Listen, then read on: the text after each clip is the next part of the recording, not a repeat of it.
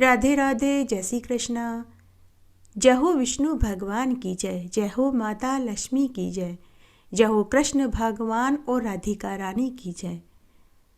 आप सभी ने मेरे पूर्व में सुनाए हुए सभी महात्म्य को बहुत अच्छे से सराहा, इसके लिए मैं आपकी शुक्रगुजार हूँ। सच्चे दिल से आपको धन्यवाद देती हूँ। आज हम माघ मास के महात्म्य का चौथा अध्याय और माघ मास के चौथे दिन के स्नान की पुण्यफल देने वाली कहानी सुनेंगे। साथ ही इस अध्याय में हम सुनेंगे कि एक पुजारी ने अपने जीवन काल के 40 बरस विष्णु भगवान की पूजा आदि में बिताए और वही पूजा एक ग्वाले ने 4 दिन करी, तो किसे विष्णु भगवान का आशीर्वाद मिला, यह कथा भी हम इसी अध्याय में सुनेंगे। आइए सबसे पहले हम माघ मास के महात्म्य का चौथा अध्याय सुनते हैं। वशिष्ठ मुनि राजा दिलीप से आगे बोले कि हे राजन, अब तुम माघ मास के महात्म्य को ध्यान से सुनो, जो कार्तवीर्य के पूछने पर दत्तात्रेय जी ने सुनाया था। जब साक्षात विष्णु तुल्य दत्तात्रेय जी सह पर्वत पर रहते थे, तब महिष्मति के राजा सहस्त्र अर्जुन ने उनसे पूछा कि हे योगियों में श्रेष्ठ, हे ईश्वर, मैंने आपके मुखारबिंद से सभी धर्मों को सुना, सभी एकादशियों की कथा और महात्म्य को सुना, कार्तिक मास, वैशाख मास और पुरुषोत्तम मास की कथा कहानियों और महात्म्य और उनके फल को सुना, परंतु आज मैं आपके मुखारबिंद से माघ मास के महात्म्य और माघ मास के स्नान के फल को भी सुनना चाहता हूँ, इसलिए कृपा करके आप मुझे विस्तार से सुनाइए। तब दत्तात्रेय जी ने कहा कि हे राजेंद्र, तुमने जनहित के कल्याण के लिए बहुत सुंदर प्रश्न किया है। अब मैं उसका श्रेष्ठ उत्तर तुम्हें देता हूँ, तुम ध्यान से चित्त लगा करके सुनो। जैसा कि पहले ब्रह्मा जी ने नारद मुनि से पूछने पर कहा था, वह सब माघ मास का स्नान और फल की संपूर्ण विधि मैं तुमसे कहता हूँ। देश, तीर्थ, विधि तथा क्रिया के अनुसार अधिकतर इस कर्म भूमि भारतवर्ष में जो माघ मास का स्नान नहीं करता, उसका तो जन्म ही निष्फल है।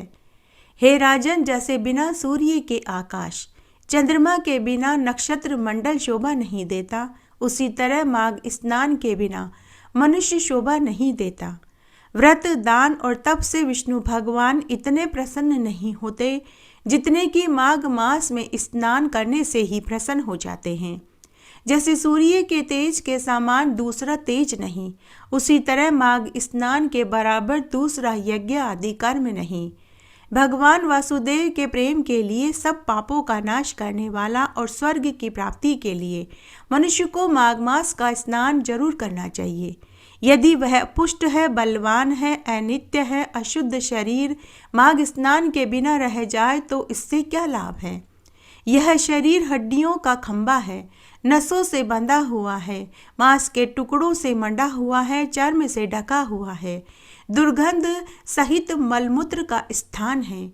यह बुढ़ापा, शोक और विपत्ति से परिपूर्ण रोगों का घर है, जो आतुर, गंदा, अनित्य और सब दोषों को आश्रय देने वाला है। दूसरे के ताप से दुखी, दूसरे के साथ द्रोह करने वाला, ईर्ष्या करने वाला, लालची, पिशून, क्रूर, कृतघ्न तथा क्षणिक बुद्धि मात्र है। दुष्पुर, दुर्धर और दुष्ट इन तीनों दोषों से परिपूर्ण है। अपवित्र वस्तु का निकालने वाला, छिद्र युक्त है। इन तीनों तापों से ग्रसित, स्वभाव से ही अधर्म में लीन, तृष्णा युक्त, काम, क्रोध, लोभ, मोह, माया, नरक द्वार से व्याप्त, कीड़े और विष्ठा से परिपूर्ण है, जो अंत समय में भस्म होकर कुत्तों के काम आता है। जल में बुलबुले की तरह, जंतुओं में दीमक की तरह यह शरीर माघ स्नान के बिना मृत्यु के समान है। ब्राह्मण होकर विष्णु भगवान का पूजन न करने वाला ब्राह्मण मरे हुए के समान है। बिना दक्षिणा का श्राद्ध व्रत है। ब्राह्मण रहित स्थान तथा आचार रहित कुल भी नष्ट है। गर्व करने से धर्म का नाश हो जाता है, क्रोध करने से तप का नाश होता है, दृढ़ता बिना ज्ञान का नाश होता है और प्रमाद से शास्त्र नष्ट हो जाते हैं। गुरुजनों का सम्मान न करने से स्त्री तथा ब्रह्मचारी नष्ट हो जाते हैं। बिना जली अग्नि में होम नष्ट होता है, बिना साक्षी के भुक्ति का नाश होता है। जीविका के लिए रहने वाली कन्या नष्ट है, अपने ही लिए भोजन की क्रिया में लगे रहना। शूद्र की भिक्षा जिससे यज्ञ किया जाए वह भी व्यर्थ है, तथा कंजूस का धन भी व्यर्थ है। बिना अभ्यास के विद्या विरोध करने वाला राजा असत्यवाणी जीविका के लिए तीर्थ व्रत क्षोत्रिय रहित को दान देना संसार में नास्तिक कहा गया है। श्रद्धा के बिना की हुई सभी पारलौकिक क्रियाएं व्यर्थ है।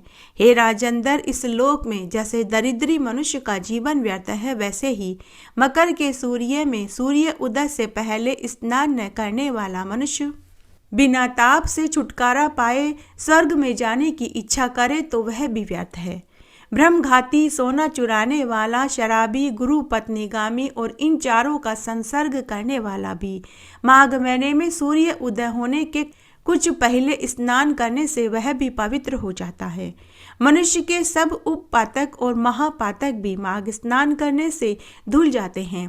माघ स्नान का समय आने पर सब पाप यह जानकर कांपने लगते हैं कि इस पुरुष के जल में स्नान करने से हमारा नाश हो जाएगा। जैसे मेघों से मुक्ति पाकर आकाश में चंद्रमा चमकता है, उसी तरह मनुष्य भी माघ स्नान से चंद्रमा के समान प्रकाशमान हो जाता है। वाणी, मन तथा कर्म से किए हुए छोटे बड़े, नए पुराने सभी पाप और आलस्य तो जो पाप होते हैं या जाने अनजाने में जो पाप किए गए हैं, वे मकर के सूर्य में स्नान करने से ही अग्नि में समीधा की तरह जल कर भस्म हो जाते हैं। पाप रहित मनुष्य माघ स्नान से स्वर्ग में जाते हैं। पापी लोग पवित्र होते हैं। हे नराधिप, इसमें कोई संदेह नहीं है। हे राजन, विष्णु भगवान में भक्ति करने की तरह पाप नाश करने को माघ स्नान के करने का भी सबको अधिकार है। यही सबसे बड़ा मंत्र और तप है। अपूर्व माघ स्नान ही सबसे बढ़कर प्रायश्चित है। पूर्व जनों के अभ्यास से ही मनुष्य को मति माघ स्नान करने की होती है। जिस तरह जन्म जन्मांतर के अभ्यास से अध्यात्म ज्ञान की कुशलता होती है, यह अपवित्रों को पवित्र करने वाला तप है। यह संसार रूपी कीचड़ को धोने के लिए पवित्र वस्तु है। हे राजन, जो सब इच्छाओं का फल देने वाला माघ स्नान को नहीं करता, वह चंद्र और सूर्य के समान भोगों को कैसे भोग सकता है। आइए अब हम माघ मास के स्नान के चौथे दिन की पुण्यफल देने वाली कहानी सुनते हैं। एक बार एक गांव में एक वैश्य परिवार था। उनके 3 बेटे और 1 बेटी थी। 2 बेटों और बेटी का विवाह हो चुका था। छोटा बेटा अभी कुंवारा था। उनके पास थोड़ी सी खेतीबाड़ी की जमीन थी, जिस पर वे सभी मेहनत मजदूरी करते थे। साथ ही उनके एक परचूनी की दुकान भी थी। समय अच्छे से बीत रहा था। एक दिन जब छोटा बेटा विवाह लायक हुआ, तो उनके गांव का एक नाई उनके छोटे बेटे के लिए विवाह का रिश्ता लेकर आया। सभी को रिश्ता पसंद आ गया। लड़की के माता पिता बचपन में ही गुजर गए थे। भाई बहन उसका कोई था नहीं। दूर के रिश्ते के मामा मामी ने उसे पाल पोस कर बड़ा किया। दहेज वो ज़्यादा नहीं देंगे, यह बात पहले से ही नाई ने वैश्य परिवार को बता दी। लेकिन नाई ने कहा कि लड़की बड़ी ही गुणवान, सुसंस्कृत और धार्मिक प्रवृत्ति की है। जब छोटे बेटे ने सुना तो उसने अपने माता पिता, भाई और भाभियों से कहा कि मुझे दहेज नहीं चाहिए, मुझे यह रिश्ता मंजूर है। फिर एक दिन लगन बैठा दिया। वैश्य परिवार ने अपने छोटे बेटे का उस लड़की से धूमधाम से विवाह कर दिया। नई बहू सच में बड़ी ही समझदार थी, सभी का खूब आदर करती थी। घर परिवार की जिम्मेदारी उसने घर आते ही उठा ली। समय बीतने लगा। तब एक दिन छोटा बेटा बाहर गांव कमाने के लिए जा रहा था, तो उसने अपने माता पिता और भाई भाभियों से कहा कि मैं 8 बरस के बाद ही घर लौटूंगा। तुम सब मेरी पत्नी का अच्छे से ध्यान रखना। इसका मायके में कोई नहीं, मैं कमाने जा रहा हूँ। अगर कोई छोटी मोटी बात हो जाए तो तुम लोग इसे कुछ मत कहना। तो घर के सभी लोगों ने छोटे बेटे से कहा कि तुम बेफिक्र होकर कमाने जाओ, हम सब संभाल लेंगे। छोटे बेटे के बाहर गांव जाने के बाद परिवार में सभी का बर्ताव बदल गया। वे सभी छोटी बहू से ज़्यादा काम करवाने लगे। घर परिवार खेत खलियान का सारा काम उसी से करवाने लगे। लेकिन छोटी बहू बड़ी ही मेहनती थी। उसने कभी किसी काम के लिए मना नहीं करा। वह खूब मेहनत करती। समय बीतने लगा। तब एक बार जब माघ का महीना आया तो छोटी बहू ने अपने सास ससुर और भाभीियों से कहा कि मैं पीहर में थी तभी से मैं माघ मास का स्नान और व्रत करती आई हूँ, तो मैं यहाँ पर भी माघ मास का स्नान और व्रत करना चाहती हूँ। लेकिन सास ससुर और भाभीियों ने मना कर दिया कि तेरे मायके के रीति रिवाज यहाँ नहीं चलेंगे, यहाँ तो हम जो कहेंगे वही करना होगा। सास ने कहा कि बहू यहाँ कोई नया नियम नहीं लगेगा, कोई माघ मास का स्नान और व्रत नहीं होगा, यहाँ पहले से जो रीति रिवाज चल रहे हैं वे ही निभाने पड़ेंगे। नई बहू यह सुनकर उदास हो गई। जब माघ मास का महीना आया तो उसने अन्न जल का त्याग कर दिया। जब जिठानियों को पता चला तो उन्होंने अपने सास ससुर और पतियों के कान भर दिए। तब सास ससुर और जेठ जिठानियों ने नई बहू को घर से निकाल दिया। माघ मास का अपमान करने से और भगवान विष्णु और माता लक्ष्मी का अनादर करने से उस घर से लक्ष्मी जी रुष्ट हो गई। अन्य देवता उनसे नाराज हो गए। छोटी बहू के घर से निकलने के साथ ही लक्ष्मी जी भी उसके पीछे पीछे चली गई। छोटी बहू रोती रोती घर से बाहर आ गई और गांव के पनघट पर आकर बैठ गई। उस समय सर्दियों के दिन थे। गांव की बहुत सी औरतें पनघट पर बैठकर बातें कर रही थी। छोटी बहू को रोता हुआ देखा तो उससे रोने का कारण पूछा, तो बहू ने सबको पूरी बात बताई। उनमें से कुछ औरतें ऐसी थी जिन्होंने नई बहू का साथ दिया, लेकिन कुछ औरतें ऐसी थी जो उन्होंने नई बहू को शिक्षा दी कि बहू जैसे तेरे सास ससुर और जेठ जिठानी कहते हैं तू वैसा ही कर ले। ऐसा कहकर पनघट पर बैठी सभी औरतें पानी भरकर अपने अपने घर चली गई। सुबह से दोपहर और दोपहर से शाम हो गई। नई बहू पूरे समय रोती रही। संध्या के समय उसी गांव के खुमार दंपति पहाड़ी पर से अपने गधे पर मिट्टी लाद कर वापस अपने घर लौट रहे थे, तो उन्होंने पनघट पर बहू को रोते हुए देखा तो रोने का कारण पूछा। नई बहू ने पूरी बात बता दी। कुमार दंपति के कोई औलाद नहीं थी, तो उनसे बहू का रोना देखा नहीं गया। कुमारन अपने पति से बोली कि हे स्वामी, हमारे कोई औलाद नहीं है, शायद भगवान ने इसे हमारी बेटी बना कर के भेजा है। अगर आप कहें तो क्या हम इसे अपने घर ले जाएं, क्योंकि संध्या का समय है, रात्रि होने वाली है। बहू बेटी को इस तरह कुएं पर अकेला नहीं छोड़ सकते। तो कुमार राजी हो गया। तो कुमारन बहू से बोली कि बेटी, मेरे कोई औलाद नहीं है, मैं बहुत गरीब हूँ। जो रूखा सूखा हम खाते हैं तुम भी खा लेना। अगर तुम चाहो तो हमेशा के लिए हमारे घर रह सकती हो। यह सुनकर बहू बहुत खुश हुई। वह कुमारन के गले लग गई। कुमारन उसे अपनी बेटी बनाकर के घर ले आई। नई बहू ने कुमारन के घर आते ही घर का सारा कामकाज संभाल लिया। नई बहू अपने कुमार माता पिता के साथ रहने लगी और चाक पर सुंदर सुंदर कलश बनाने में भी मदद करने लगी। कुमार दंपति के घर में बहू के आते ही लक्ष्मी जी का वास हो गया। बहू इतने सुंदर सुंदर कलश बनाती थी कि उनके सारे कलश हाथों हाथ बिकने लगे। अब तो बाहर गांव के लोग भी उनसे कलश खरीदने के लिए आने लगे। कुछ ही दिनों में वे बहुत अमीर हो गए।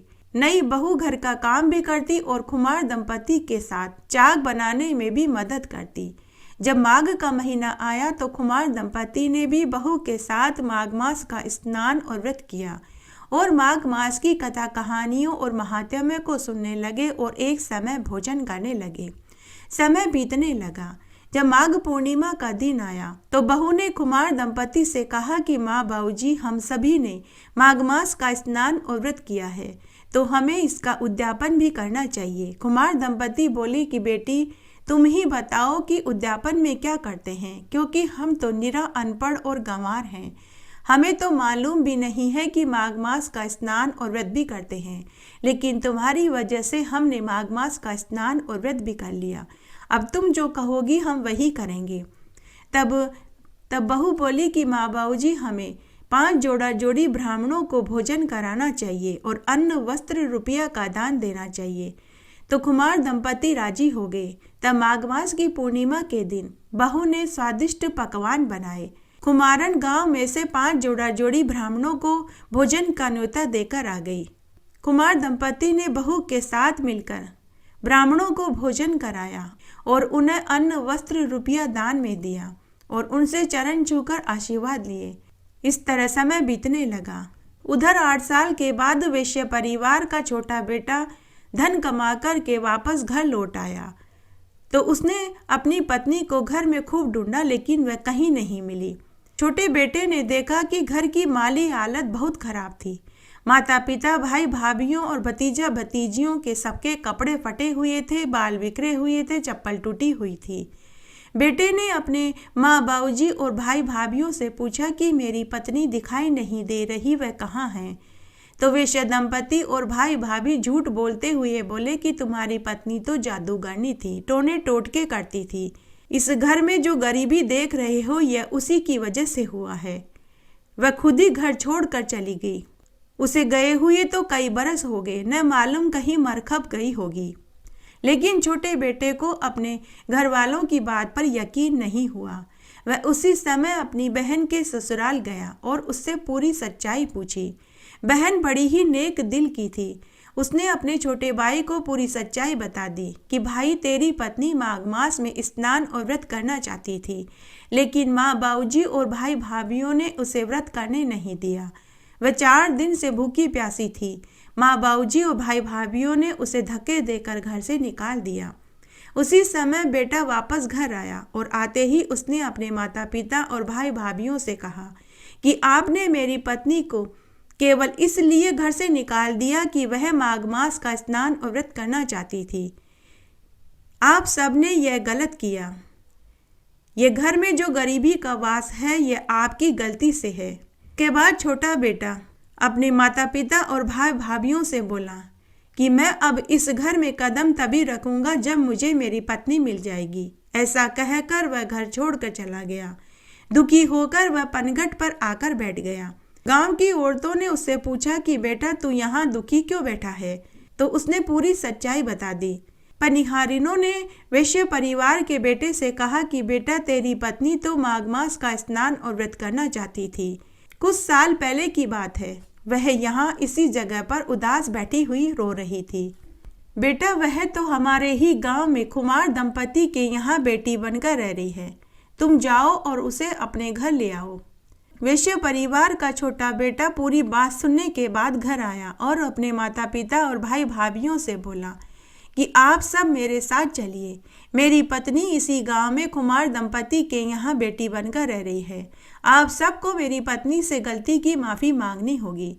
उसके बाद उसके माता पिता और भाई भाभी कुमार दंपति के घर आए और उन सब ने नई बहू से अपनी गलती की माफ़ी मांगी। जब वे सभी माफ़ी मांग रहे थे तो कुमार दंपति बहू से बोले कि बेटी, हम अगर तेरे जन्म देने वाले माता पिता होते तो भी हम यही चाहते कि तू ससुराल में सुख भोगे। फिर कुमार दंपति बोले कि बेटी, भगवान से हर जन्म में हम तेरी जैसी ही बेटी मांगेंगे। उसके बाद कुमार दंपति ने खूब सारा धन देकर बहू को विदा कर दिया। उसके बाद वैश्य के छोटे बेटे की बहू जैसे ही घर आई तो उसके साथ लक्ष्मी जी भी साथ आ गई। छोटी बहू के घर आते ही उनके घर में पहले जैसे ठाट बाट हो गए। घर में अन्नधन के भंडार भर गए। यह देखकर उसके सास ससुर और जेठ जेठानियों को भी बहुत आश्चर्य हुआ।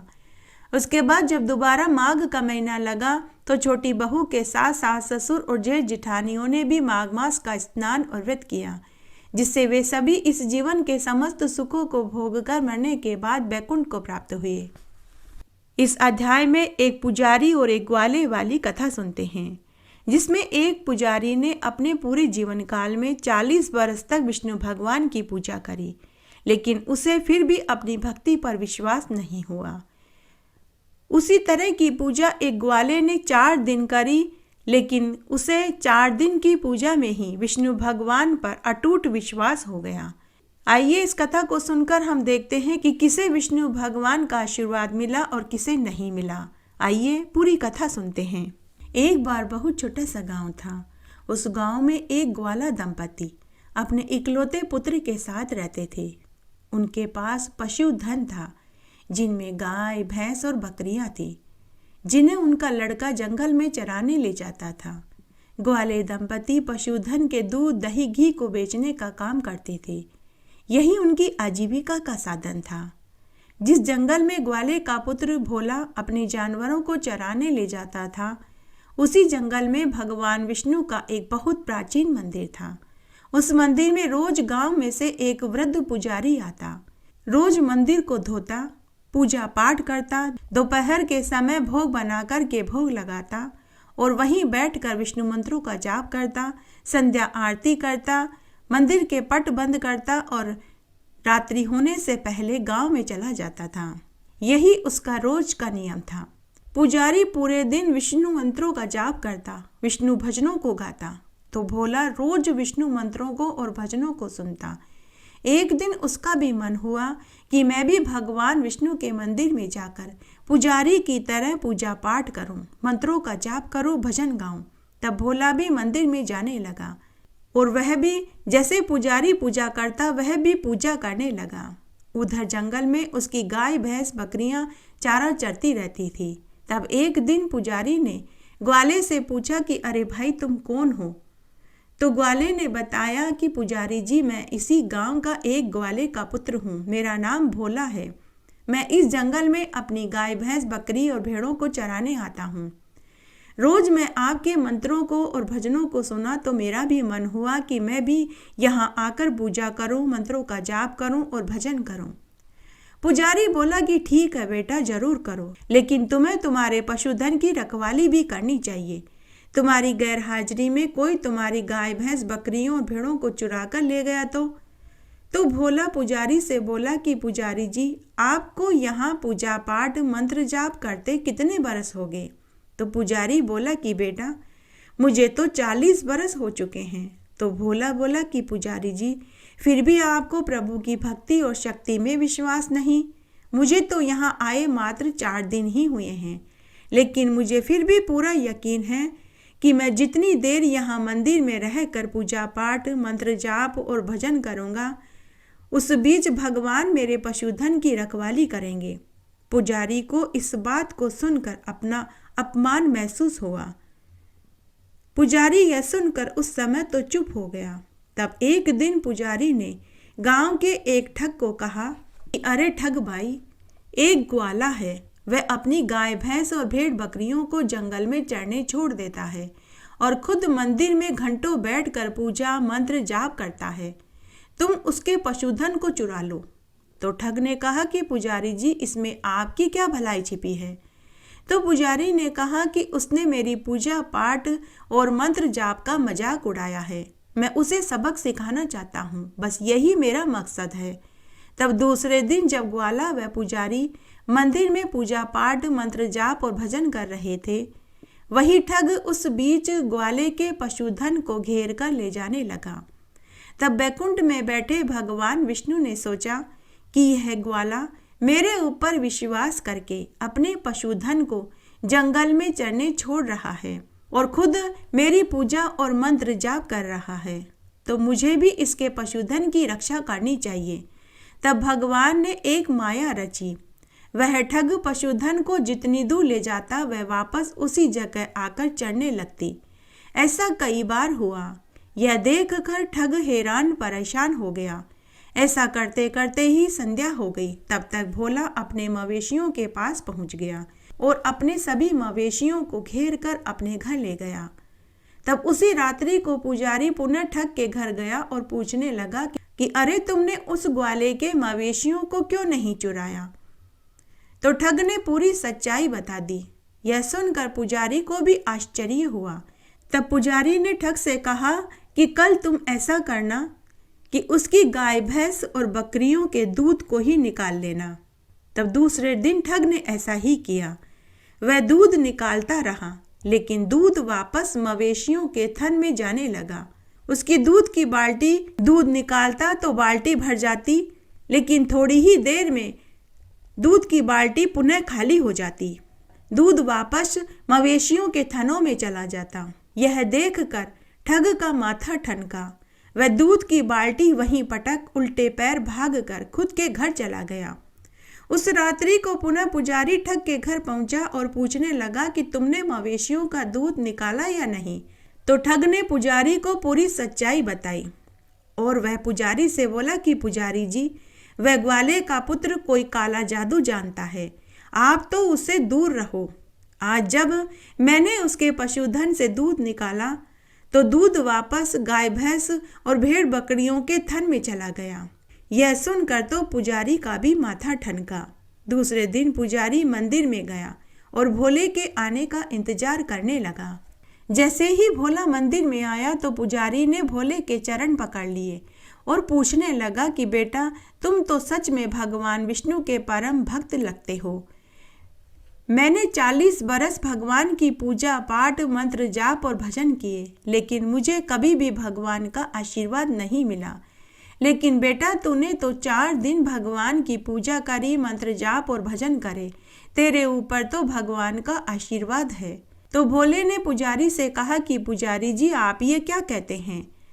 मैं समझा नहीं। तो पुजारी ने उन दोनों घटनाओं के बारे में भोले को बताया। तो भोला पुजारी से बोला कि पुजारी जी, आपने भगवान की पूजा करी, मंत्र जाप किए, लेकिन भगवान के ऊपर आपने विश्वास नहीं किया। अगर आप भी यकीन करते तो आपको न केवल भगवान का आशीर्वाद मिलता बल्कि खुद भगवान आपको दर्शन भी देते। इस तरह एक भक्त के विश्वास की जीत हुई। इसलिए जब भी हम पूजा करें तो पूर्ण विश्वास के साथ पूजा करनी चाहिए, जैसे कि उस ग्वाले ने करी। जय हो विष्णु भगवान की जय। इस तरह आज हमने माघ मास का 4था अध्याय और 4थे दिन की कथा सुनी। आशा करती हूँ यह आपको जरूर पसंद आएगी। अगर आपको यह महात्म्य और कथा अच्छी लगी तो आप इसे ज़्यादा से ज़्यादा लाइक करें, अपने दोस्तों रिश्तेदारों में जरूर शेयर करें ताकि उन्हें भी माघ मास का स्नान और कथाएं सुनने का संपूर्ण फल प्राप्त हो। आपसे एक करुण रिक्वेस्ट है कि अगर अभी तक आपने मेरे चैनल को सब्सक्राइब नहीं किया है तो कृपया मेरे चैनल को सब्सक्राइब करें ताकि मेरा आगे आने वाला वीडियो सबसे पहले आपको मिले। धन्यवाद। मेरे साथ बने रहने के लिए आपका धन्यवाद।